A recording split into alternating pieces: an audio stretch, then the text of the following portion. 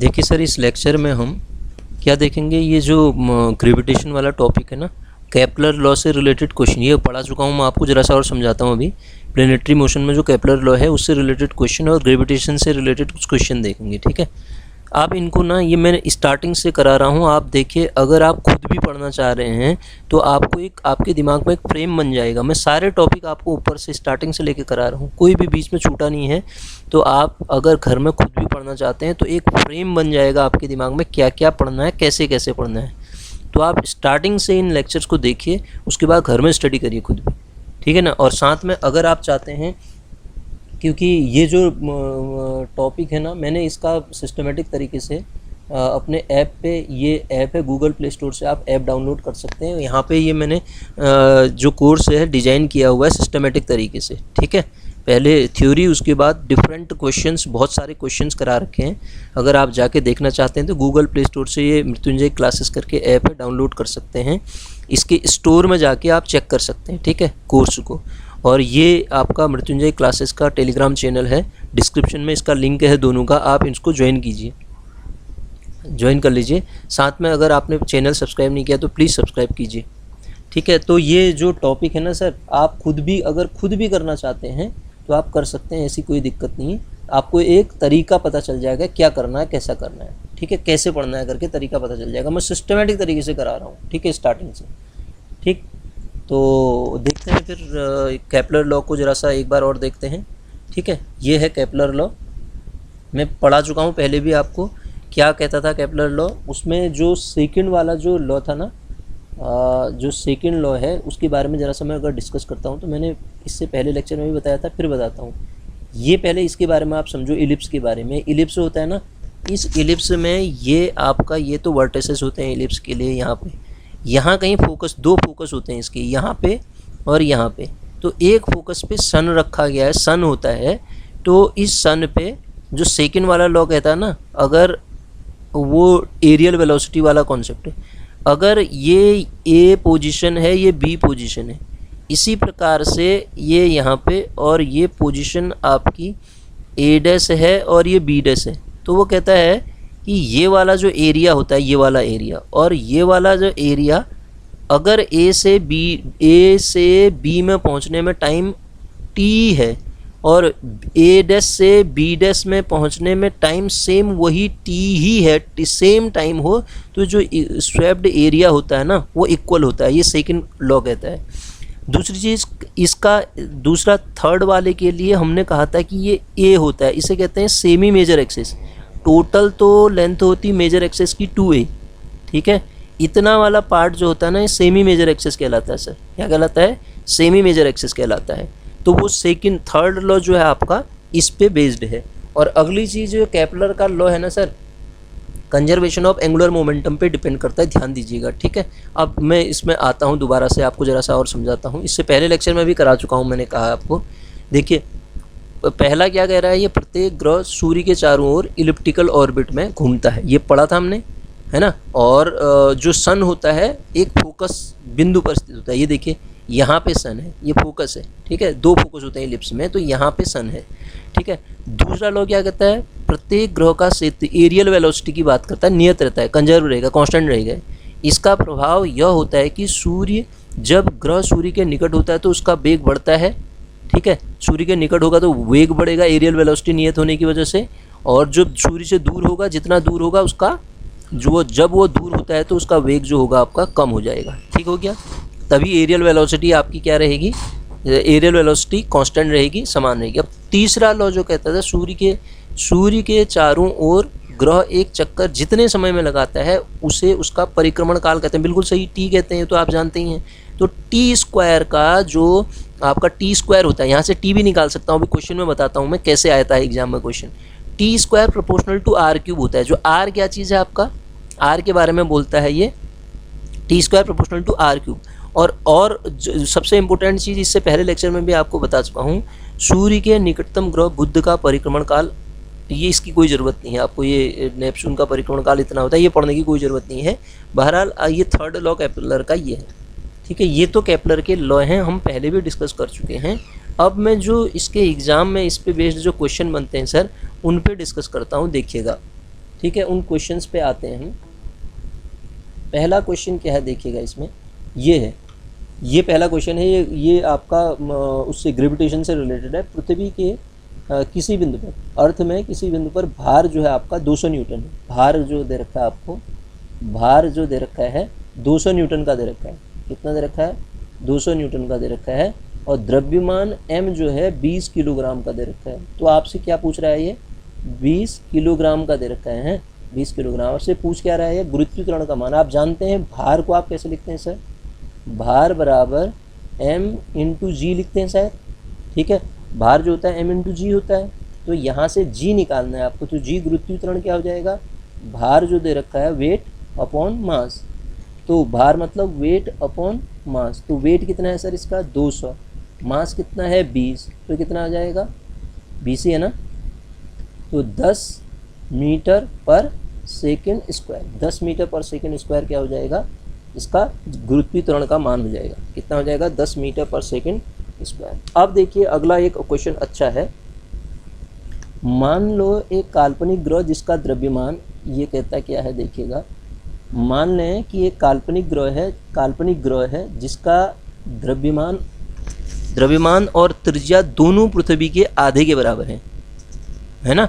पृथ्वी का जो होता है उसके आधे। यदि पृथ्वी की सतह पर गुरुत्वाकर्षण के कारण त्वरण g हो तो उस ग्रह पर गुरुत्वाकर्षण के कारण त्वरण, मतलब वो जो दूसरा ग्रह है उस पर, जिसके लिए ये पृथ्वी के आधे के बराबर बोल रहा है वो शायद, ठीक है। तो उस पर हमें गुरुत्वीकरण कितना होगा ये चेक करना है। तो उस पर गुरुत्वीकरण चेक करने के लिए सर मैंने आपको बताया था रिलेशनशिप g बराबर क्या होता है? gm, कहीं बुक में आपको ये me लिखा हुआ भी मिलेगा, r स्क्वायर, या इसको आप ये भी लिख सकते हैं, हाँ, gme, mass of earth upon radius of अर्थ होता है ये स्क्वायर। तो जो वो ऑब्जेक्ट होता है ना उसके मास पे डिपेंड नहीं करता है गुरुत्वीकरण, ठीक है, ध्यान दीजिएगा, क्योंकि इन कंपैरिजन टू अर्थ मास उसका मास नेग्लिजिबल होगा ना, ठीक है। तो अब आप देखिए यहाँ पे हमें जी डैश अगर निकालना है तो जी डैश कितना हो जाएगा? नए को हम जी डैश मान लेते हैं, जो नया ग्रह है ना उस पर हमें ग्रेविटेशन चेक करना है तो उसको जी डैश मान लेते हैं। तो जी डैश कितना होगा सर?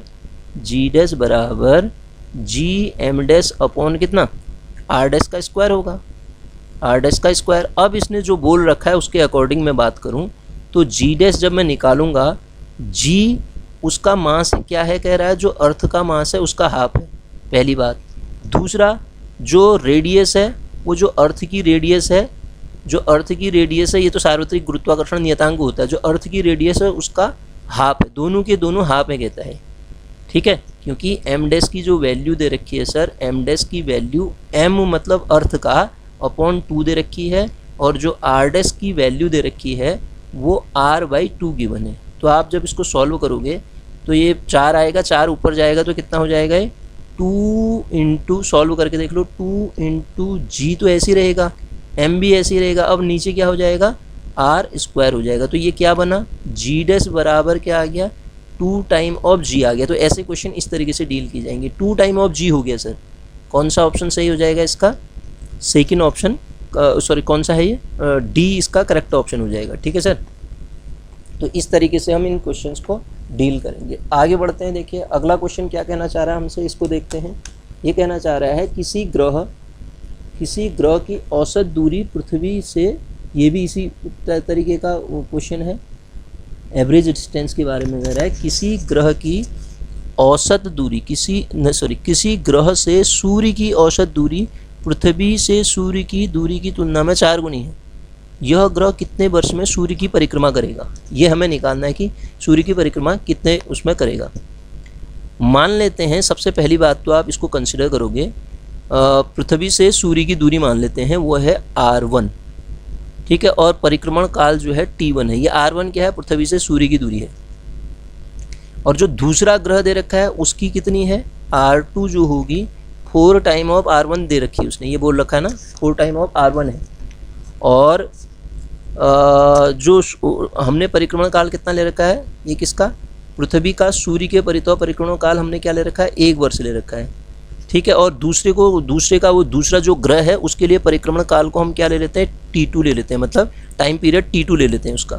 तो क्या है वो जो ये जो केपलर का लॉ है वो क्या कहता है टी स्क्वायर जो है प्रोपोर्शनल टू क्या होता है सर, आर क्यूब के होता है। तो टी स्क्वायर प्रोपोर्शनलिटी का साइन हटाता हूँ तो के आर क्यूब होगा, हाँ या ना। टी जो होगा आर क्यूब के आर क्यूब के होगा, ठीक है ना। वो दूरी को रिप्रेजेंट करता है जो मैंने ये अभी बनाया था, ये वाला चीज़, ये सन से ये ग्रह यहाँ पे घूम रहा है तो उसकी दूरी आर ही तो होगी, ये वाली, ठीक है ना। और वो आर को आप दूसरे तरीके से भी कह सकते हैं, वो सेमी मेजर एक्सिस भी है वो आर, ठीक है, सेमी मेजर एक्सिस भी है। तो यहाँ से आप निकालिए तो क्या मिला आपको, के आर क्यूब मिला ना, के आर क्यूब। तो यहाँ से जब आप इसको लगाएंगे तो T2/T1 का स्क्वायर जो होगा सर, वो के तो कांस्टेंट है दोनों में, R2/R1 का डायरेक्टली प्रोपोर्शनल है ना, का पावर कितना हो जाएगा 3। तो यहाँ से T2/T1 निकालो। जब आप T2/T1 निकालते हो तो कितना हो जाएगा, R2/R1 का पावर कितना 3/2। क्या किया हमने, taking square root both side. तो अब ये R2 कितना दे रखा है आपको, 4 टाइम R1/R1 की पावर कितना आ गया आपका 3/2। ठीक सर, इसका मतलब ये कितना आया, 4 टाइम 4 की पावर 3/2, क्योंकि R1 कैंसिल हो गया। तो ये 4 की पावर 3/2 को 3 का स्क्वायर की पावर 3/2 लिख सकते हैं। प्रॉपर्टी से काटो, कितना आ गया, 8 आ गया। क्या आ गया, T2 की जो वैल्यू आ गई, T2 की जो वैल्यू आ गई सर कितनी आई, 8 टाइम T1 आ गई। T1 क्या है, ये टाइम पीरियड है, किसका टाइम पीरियड है, पृथ्वी का सूर्य के परितः परिक्रमण काल है। तो वो जो दूसरा ग्रह है उसके परितः परिक्रमण काल निकालना था आपको। परिक्रमा कितने टाइम में करेगा कह रहा था, तो 8 टाइम। हमने परिक्रमण काल उसको 1 ले रखा है, इसको देखो T1 इज इक्वल टू, हमने मैंने लिखा नहीं यहाँ पर, T1 इज इक्वल टू हमने 1 ले रखा है। तो T1 1 है तो T2 कितना हो जाएगा, 8 टाइम 1 मतलब 8 वर्ष, 8 वर्ष लगा देगा वो। जो दूसरा ग्रह है ना सर, वो कितना लगा देगा, 8 वर्ष लगा देगा। ठीक है, ऐसा क्वेश्चन है। अगला क्वेश्चन क्या कह रहा है, किसी ग्रह का द्रव्यमान पृथ्वी के द्रव्यमान का 8 गुना है। किसी ग्रह का द्रव्यमान पृथ्वी के द्रव्यमान का कितना गुना है, 8 गुना है। अच्छा, तो क्या पूछना चाह रहा है, ग्रह का द्रव्यमान पृथ्वी के द्रव्यमान का 8 गुना है, और त्रिज्या के बारे में भी बोल रहा है। त्रिज्या कैसी है, द्रव्यमान भी दिया है, त्रिज्या भी दे रखा है। किसी ग्रह का द्रव्यमान पृथ्वी के द्रव्यमान का 8 गुना है तथा उसकी त्रिज्या पृथ्वी की त्रिज्या की 2 गुनी है। ग्रह पर गुरुत्वजनित त्वरण g का मान ज्ञात करना है ना। क्या होगा जबकि पृथ्वी पर g का मान इतना दे रखा है। सर ये तो बहुत ही आसान क्वेश्चन है। g बराबर हम जानते हैं क्या होता है फॉर्मूला, g अभी तो लिखा है ऊपर ME/RE² या खाली M/R² भी लिख सकते हैं। तो जो दूसरा ग्रह होगा उसमें मैं g' मान लेता हूँ, g मास ऑफ, ये क्या है, किसी ग्रह कह रहा हूँ, मास ऑफ M1 मान लेता हूँ उसको, है मास ऑफ दैट प्लेनेट मान लेता हूँ, MP मान लेता हूँ, ठीक है। और R ऑफ दैट प्लेनेट, जिस प्लेनेट की वो बात कर रहा है। तो सबसे पहली बात, इन दोनों का रेशियो निकाल दो आप, G' कर दो, हमें वही निकालना है। G' करोगे तो आपके पास बचेगा कितना, इसको आप जब डिवाइड करोगे तो mass of planet upon mass of earth, ये बचेगा, ठीक है। इनटू यहाँ पे क्या आ जाएगा, आप मल्टीप्लाई करोगे ना इसको, अर्थ का radius upon radius of that planet, इसकी पावर कितना है 2, देखो ये स्क्वायर आएगा ना, यहाँ पे भी तो स्क्वायर आएगा। तो G' की वैल्यू निकाल लो फिर। अब G' कितना आ रहा है, G' बराबर G into mass of that planet upon mass of earth, और ये क्या है, रेडियस ऑफ अर्थ अपॉन उल्टा हो जाएगा ना relation, radius of that planet का स्क्वायर, ये मिलेगा। अब दिया गया है उसने, ग्रह का द्रव्यमान कितना है, M is equal to 8 time, capital M ले लेता हूँ, M is equal to 8 time ME दिया है उसने, MP बराबर इतना दिया है। तो और दूसरा गुरुत्व त्वरण G का मान तो हमें पता है 10 है, तो आप और वो भी दे रखा है उसने। दूसरा त्रिज्या 2 गुनी है, उसकी त्रिज्या R of that planet is equal to 2 time of radius of earth दे रखी है। तो ये वैल्यू इसमें रख दो, ये 10 हो जाएगा, और ये वैल्यू कितनी दे रखी है, 8 मास ऑफ दैट प्लेनेट। अर्थ की जगह पे हम ये रखेंगे, मास ऑफ अर्थ रखेंगे, और मास ऑफ अर्थ तो ऐसी रहेगी इनटू रेडियस ऑफ अर्थ ऐसी रहेगी, रेडियस ऑफ प्लेनेट की जगह पे क्या लिख देता हूँ 2 टाइम रेडियस ऑफ अर्थ लिख देता हूँ और इसका स्क्वायर, उससे क्या होगा ये कैंसिल हो जाएंगे सारे टर्म। तो अब आपको वैल्यू जो मिलेगी 10 गुणा 8 तो ये हो गया और यहाँ 1/4 हो जाएगा, 4 से ये कटेगा 2 बार, 10 दूना 20 हो जाएगा। 20 क्या आ गया है 20 मीटर पर सेकंड स्क्वायर हो गया सर। ऑप्शन नहीं लिखे थे मैंने इस क्वेश्चन के, उसमें जो गुरुत्वीकरण जी डैश का मान हो गया ना, क्वेश्चन में कुछ दम नहीं है, जरा सा आप दिमाग लगाएंगे हो जाएगा।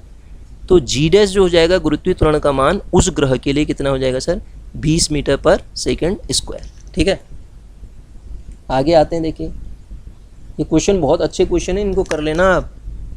ठीक है, अगला क्वेश्चन देखिए, पृथ्वी तल से कितना नीचे जाने पर या कितना ऊपर जाने पर गुरुत्वीकरण पृथ्वी तल पर गुरुत्वीकरण का 1/4 रह जाएगा। बस सिंपल सी बात है, हमें वो रिलेशनशिप पता होना चाहिए।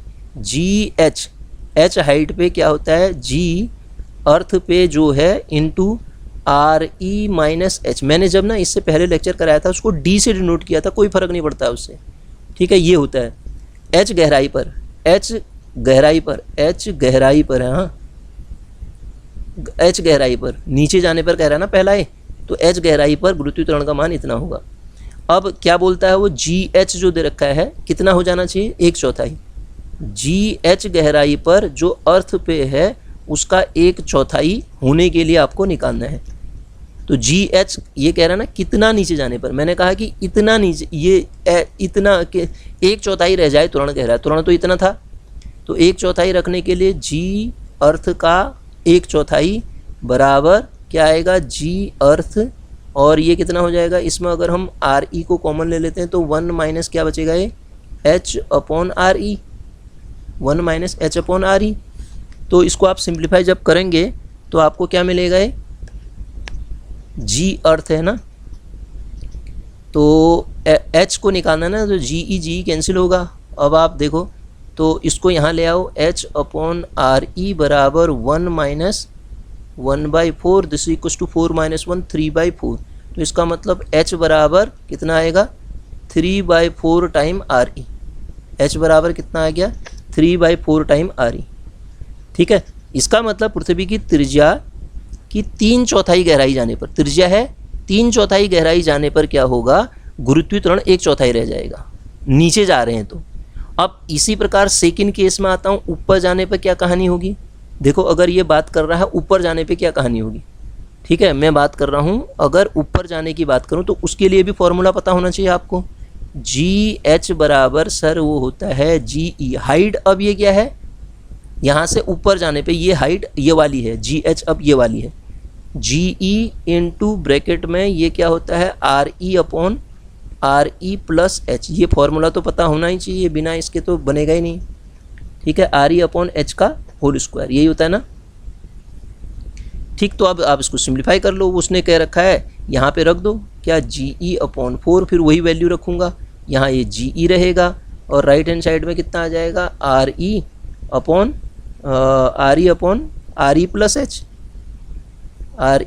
H। जब आप इसको सॉल्व करोगे ना सर आप पाओगे तो H बराबर RE हो जाएगा। ऊपर ना H RE के बराबर ऊपर चले जाओ तो आपको पृथ्वी की त्रिज्या के बराबर ऊपर चले जाओ, इस वाले में इसको 1/4 करने के लिए पृथ्वी की त्रिज्या के बराबर ऊपर चले जाओ तो वो G का मान मतलब G का मान ऐसा हो जाएगा। ठीक है, गुरुत्वीकरण को बराबर करने के लिए, यही तो कह रहा था। क्वेश्चन समझो ना पहले, पृथ्वी तल से कितना नीचे जाने पर और कितना ऊपर जाने पर गुरुत्वीकरण का मान पृथ्वी तल पर जो गुरुत्वीकरण है उसका 1/4 रह जाएगा।